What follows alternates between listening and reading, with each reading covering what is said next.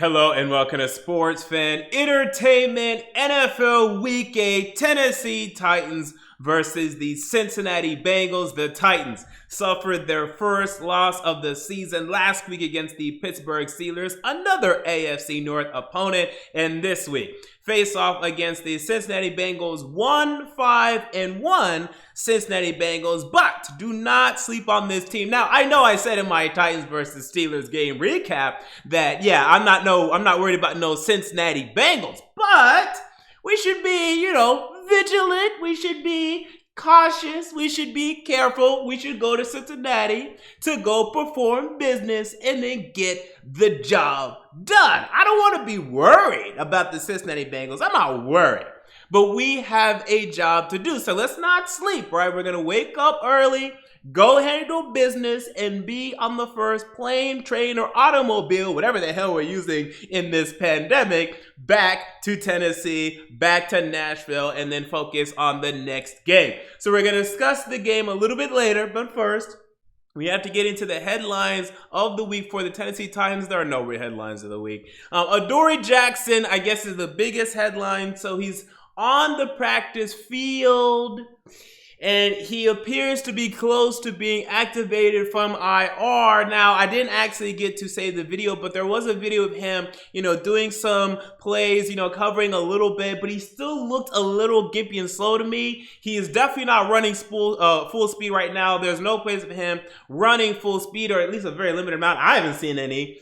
So I'm not sure he's going to play. I'd love to have him out there against Cincinnati. Although Cincinnati is not a very strong team in terms of their win record, the strength of their team is their offense and their passing attack. And that features Tyler Boyd, that features A.J. Green, that features T. Higgins. And we saw how the wide receivers of the Steelers, and really only two, and Deontay Johnson, and maybe a little bit of Juju Smith-Schuster, but really Deontay Johnson, how much he hurt us in last week's game, right? So we need to cover wide receivers better. That's no secret. Having Adoree Jackson out there would change things for us, would certainly improve things for us. Now, I don't think it would fix every problem, but instead of having, your Chris Jackson out there, who, this guy is awful. This guy continues to have, I think, the worst Pro Football Focus grade from any cornerback in the league. Ty Smith, who embarrassed us all in last week's game. Christian Fulton, by the way, who's out for this upcoming game, but he's had his struggles. Jonathan Joseph is our best corner. As Malcolm Butler, this guy can't turn around, find the ball. He doesn't care to turn around and find the ball, and certainly can't cover well, and certainly is getting overpaid. So the quarterbacks are a disaster. This is well documented on this channel, but still, whenever I get going, I just rant about it once more,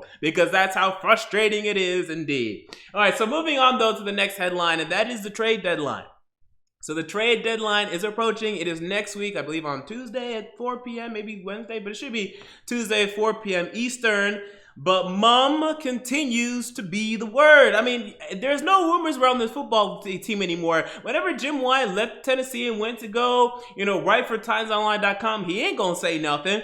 Paul Kuharsky gets, some details, but he can miss the day of a COVID practice and what the team knew for a COVID practice. So, how reliable is he? A to Z Sports, they come out with some stuff. Actually, they're probably the most reliable when it comes to rumors, but even they barely come out with anything. So, I don't know who we're talking to, but I'll tell you this. I think we should be talking to teams. You hear Stephon Gilmore is on the trading block, and I want him, okay? And I know there'd have to be some shuffling of players too, because we can't just absorb his contract.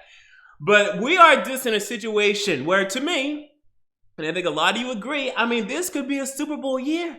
There's some Super Bowl magic surrounding this team, and this one move could be the move that puts us over the top, because then you'd have Stephon Gilmore, you'd have Stephon Gilmore, Adoree Jackson, assuming he comes back healthy ever, and then at that point, fine, maybe Malcolm Butler, I don't know, maybe you bench him for Jonathan Joseph, who's been performing better than him, but, you feel a lot better about the quarterbacks than you do right now. I'm interested in Stephon Gilmore. Quinnen Williams, I'm very interested in, the defensive lineman of the New York Jets. But here's my thing. I'm not going to tell you any mock trades. I'm not going to predict any trades. I think this is one of the most meaningless things that anyone in media does ever. You cannot predict trades. The only trade you can predict really is if, first of all, the rumors come out, okay, and they're strong rumors. And without any rumors, you're literally just guessing. Like, you're just guessing at this point.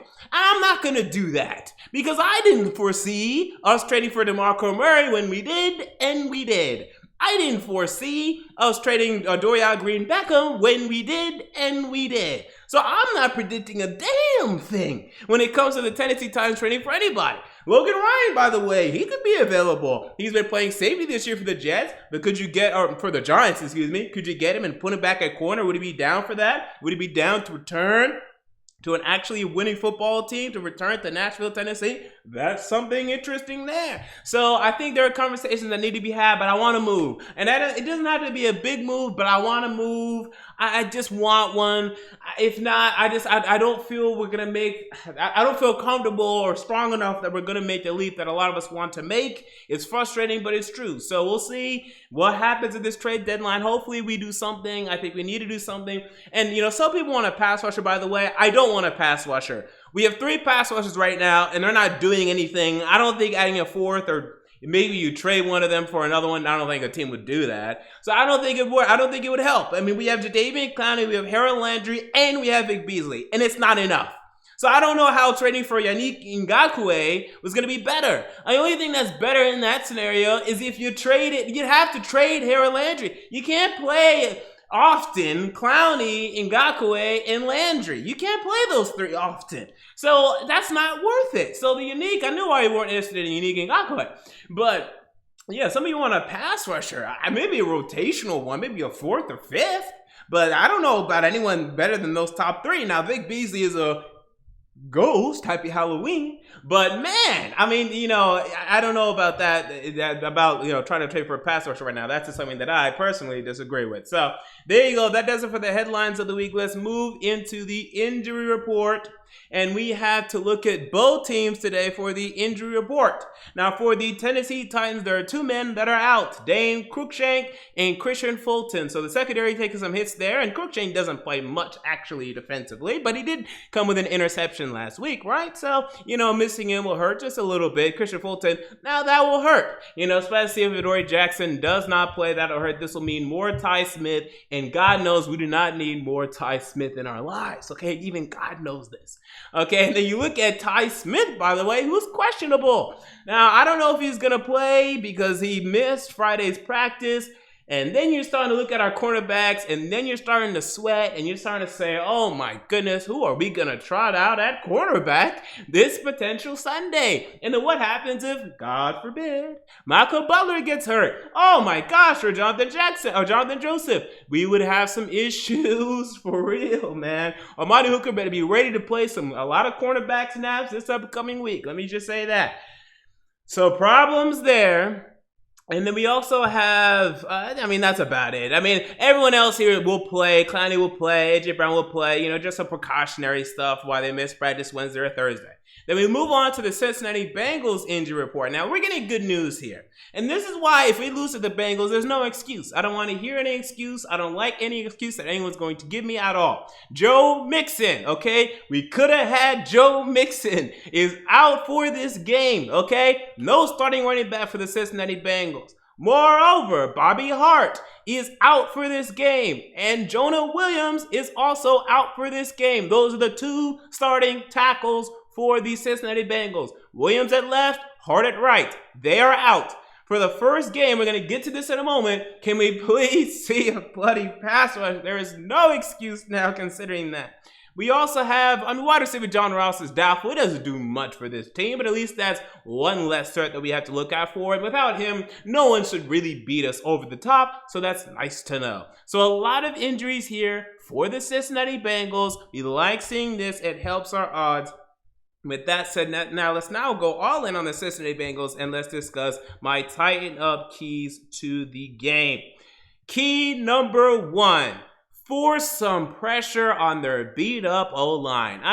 Without the starting 2 tackles, if we don't get a pass rush in this game, first of all, everyone's been sacking this kid, Joe Burrow. And he's been playing well despite of it. But everyone's been sacking this kid. Everyone's been getting after this kid. Everyone's been giving this kid hell because this Cincinnati Bengals team, and this is now going on 2, 3, 4 years, one of the worst offensive lines in the league. This year, I think certainly the worst offensive line in the league. If we don't see a pass rush in this game, then, I just don't know what to tell you. And again, you went back and you look at last week's tape and you saw Ben Roethlisberger getting the ball out in 2.5 seconds or less. 2.5 seconds or less. 2.5 seconds or less, doing this again and again and again and again.